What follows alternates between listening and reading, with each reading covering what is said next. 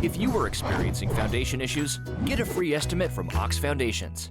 Joining us this morning is veteran Ed Jenkins and also retired Staff Sergeant Scott Shoemaker. And good morning to both you gentlemen. And Scott, tell us a little bit about yourself and your military background and where you are now. Served 20 years Army Infantry from 84 to 04. Iraq veteran. Like I said, retired. I'm not from Alabama. I actually moved here to work at Lyman Ward. Okay. Did that for about 5 years. Is that still open down there? They renamed to the Southern Preparatory Institute now, but they are still there. Yeah. And still going pretty strong. Yeah. But my wife and I fell in love with the area, so we moved here. So where are you originally from? Not Chillersburg, I know that. No, I dare say from the West Coast. Okay. All right. But I saw the light and moved south. I understand. And Ed mentioned a special event that you guys have got going on, and you're what, 24th District Commander? Yes. All right. I'm over like Dadeville, Alexander City, Lafayette, Phoenix City, Opelika. I have like 12 different posts that fall under me of the American Legion. One of them being my own post, which I'm the commander of as well. Okay. So we've got a special event coming up yes, we do. in July. In July 3rd. It's a local boy, James J. Spanky Harrelson. He graduated in 06. He felt the calling. From Dadeville High School? From Dadeville High. Yeah. He was born and raised in that area. And he felt the calling, so he joined the military. Army, infantry, so he's a man of my own heart. Wow. In July of 07, he paid that price for our freedom. And he was only 19. Oh, wow. Actually, he turned 19 June 16th, and he was killed July 17th.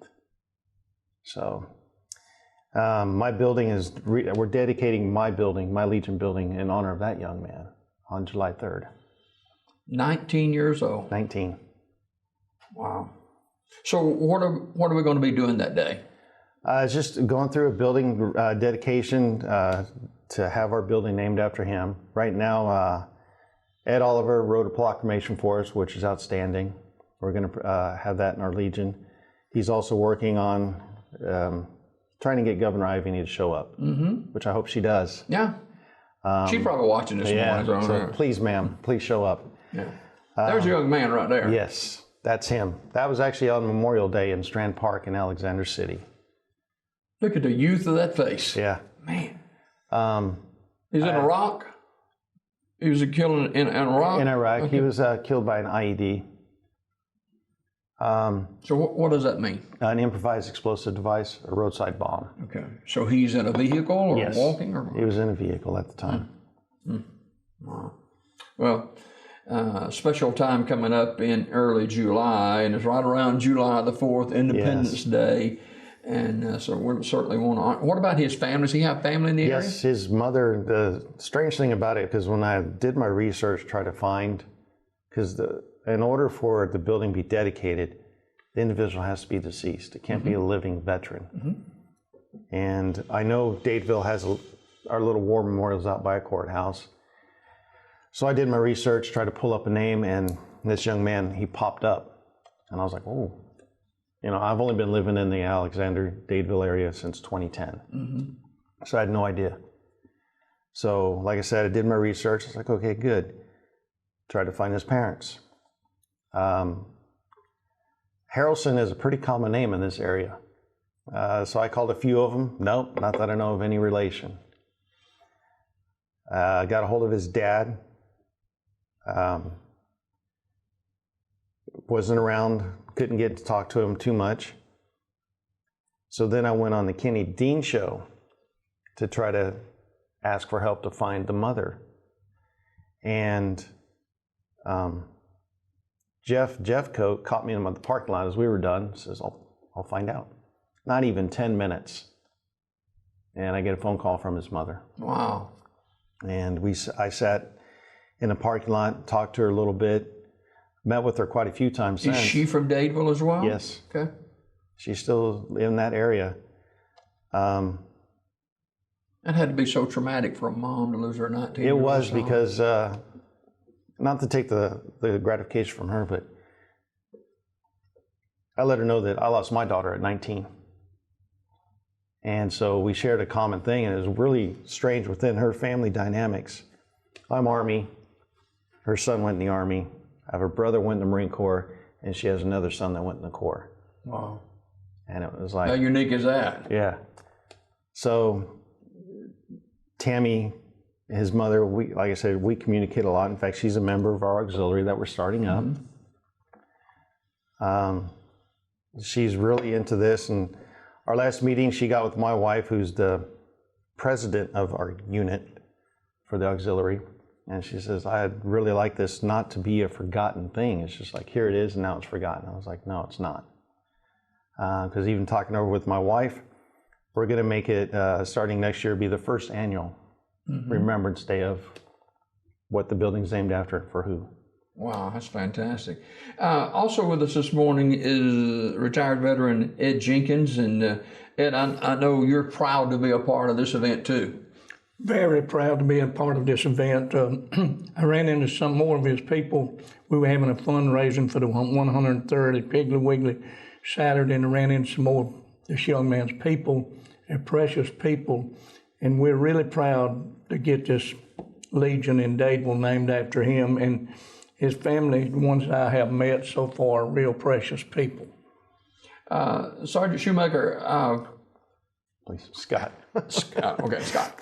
Scott. Well, it used to be Staff Sergeant a long time ago. But why did you join the military? Were you drafted? No, the draft wasn't around. I'm not that old. Okay. I can't remember hardly yesterday, so sorry. No, it's because I grew up, like I said, in California. Your face is red, Scott. Yeah. I just grew up the way I like it, not to make fun of it, but I grew up on welfare. And I was like, that's not me. I don't want this for my life. And I started out with being a Sea Cadet, which is just a little military organization for kids. The funny thing is I achieved the rank of a senior petty officer within that. And I went to the recruiter because I was going to go in the Navy. Saw the recruiter, who he was, and he was my girlfriend's dad. I was like, oh, I can't talk to him. So I went over to the Marine Corps because I thought about being a Marine, and looked into what they had to offer. Then I walked over to the Army, had the college, re-enlist, an enlistment bonus and all that. So I was like 17, need mom and dad's signature. So I said, all right, I'm gonna do the Army. Got the contract, went home with the recruiter. Mom says, are you sure you do this? Told Mom, you were 17 years old? 17. I said, you sign for me, show that you approve what I chose, or I'll do it again in 6 months when I turn 18. She's like, okay. So what era of wartime was that? I came in the Army in 84. Okay. So I think I just missed Grenada. I was in the Army during Panama. The first Desert Storm, I didn't go. I was actually on recruiting. And my heart goes out for the recruiters that are trying to recruit for today, because it's difficult. Why? Just the season of time we're in or something? Okay. I mean, because I even had a father when I was doing my cold calls, is what we call them. Says, I don't want my daughter to become a baby killer. And I was like, excuse me, sir? I was like, I'm definitely not. I'm a family man. I love my kids, love all kids. And a few other words came out of his mouth that I can't say on your show. Did that offend you when he said that? It did, because it was, well, here's my address. This is right where I'm sitting right now. I'll wait for you. And we can have this discussion face to face instead of over the phone. He says, all right, I'll be right there. I waited. He never showed. Well, you did your part. Yep. So, and I just did recruiting, and then after that, I went back to my regular job being in infantry. All right. How old were you when you went into the infantry? I was actually 18 when I went in. Yeah. Because I had the delayed entry program. All right. infantry in Iraq. Is that where you Yes. describe that as best you can? Is that front line or what? That was front line.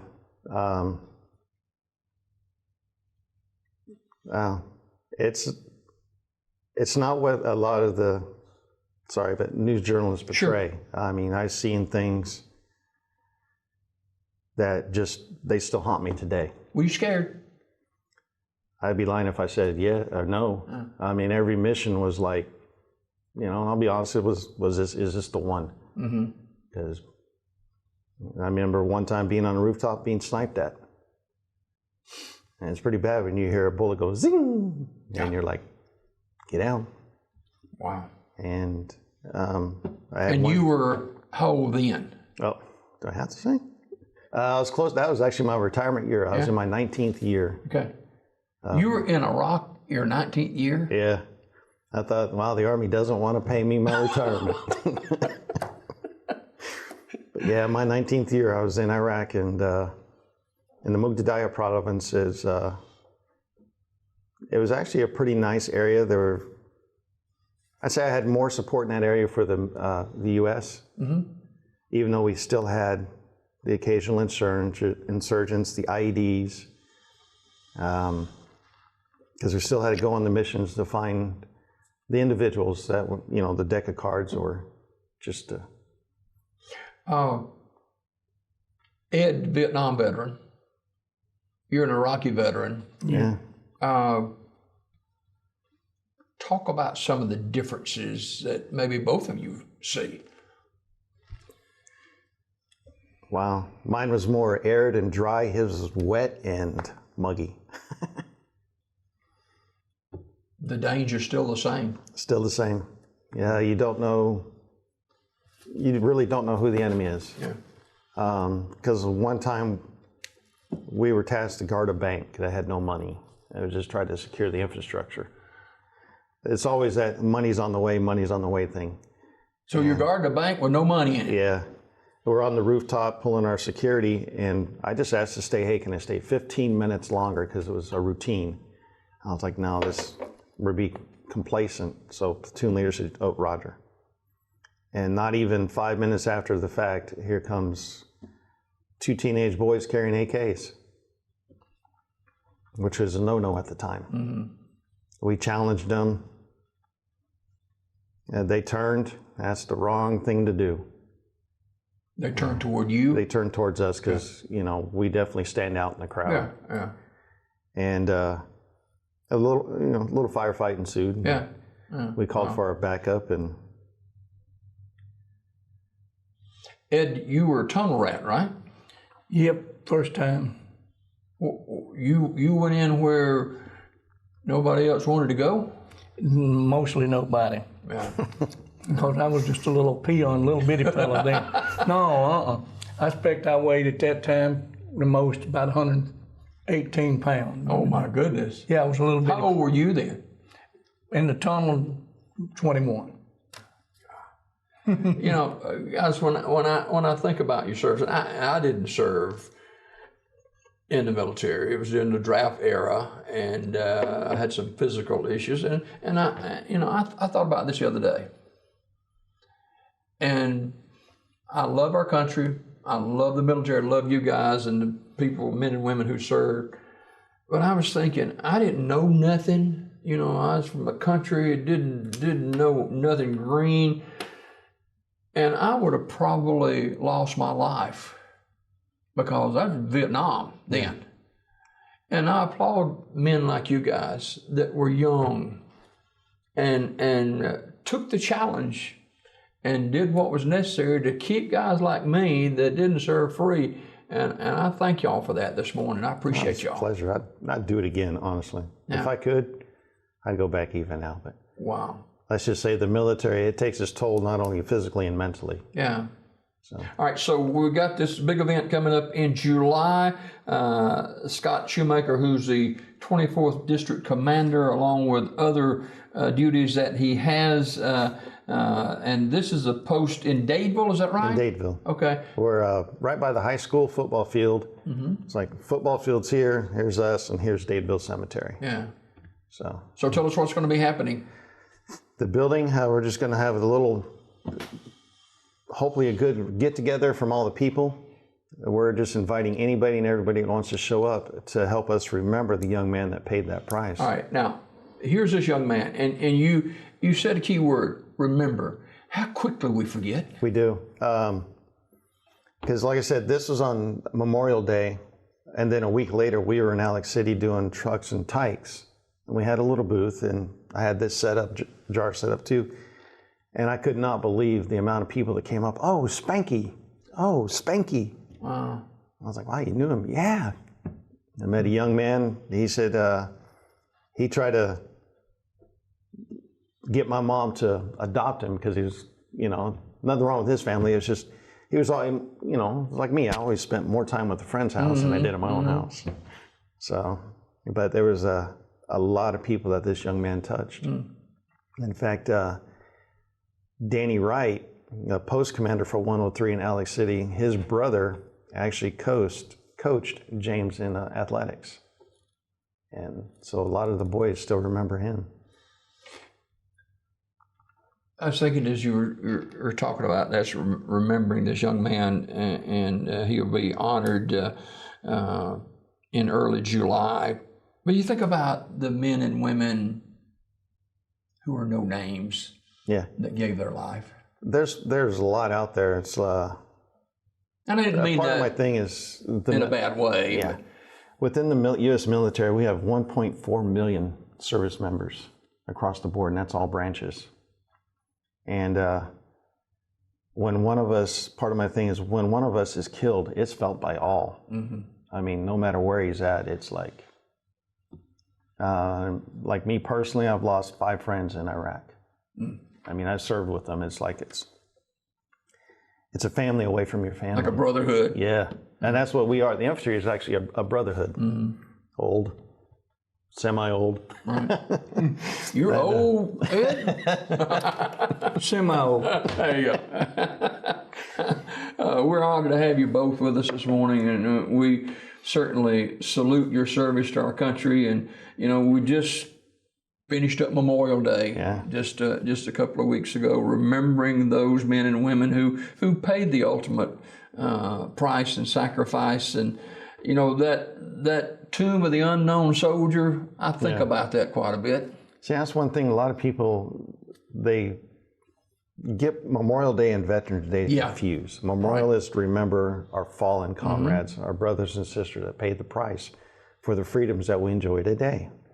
Veterans Day is to remember us, the living, those that have served and those that are serving. Yeah. Well, we appreciate both you guys coming by this morning. And is there a website or something people can go to find out anything else about this? We have our Facebook page, which right now we're trying to figure out. It looked like it got taken down for some reason because I can't find it anymore, and I'm the proprietor for it, so I don't know what happened to it. You may have got spanked. Yeah. Plenty have. It kind of happens sometimes. But you're in Facebook timeout. If anybody, I'm not ashamed, 256-307-4595, and give me a call, and I'll answer any questions. As a recruiter, former recruiter. Former. As a former recruiter, speak to moms and dads of young people coming up today about being a part of service. But honestly, if we don't have... It's scary. Yeah. Because my own son wanted to join, but he was medically unable. So all I can say is support your son or your daughter. If they feel that calling, support them. There's the training out there they receive that can teach them a viable skill on the outside. Because even today when I talk to young kids, going in the Army, going this, going that, it's like, make sure it's what you want. What do you want to do when you get out of the Army? And then that's when it's like, I don't know. One guy is like, I want to be a cop. Well, you can either choose the MPs or the infantry. There's good training there. And the ones that are medical, well, part of the medical. Let the military train you, and if that way, if it's not what you want, you can still go to college while you're in the service and maybe look at another field that you want to get into. All right, is that paid? Yes. Okay. Okay. I just thought of something. My niece just graduated from Silicon High School, and she left 2 weeks ago for the Navy, and that's what she wanted to do. Yeah. And you know, we're proud of her, and so there are young people in high school that have been, you know, met with and talked to, and they've decided to make the military their career. Yeah, I'll be honest, when I joined up, it was originally just 4 years. I wanted the college money. And that's when I started going to college while I was in. I mean, I have enough credits. I think I have like 140 credits. And I got a bachelor's. Wow. And that was while I served in the infantry. Yeah. Now, it's there. It's a good source. You get paid to do it. I mean, where else can you go to get paid and get 3 hots on a cot?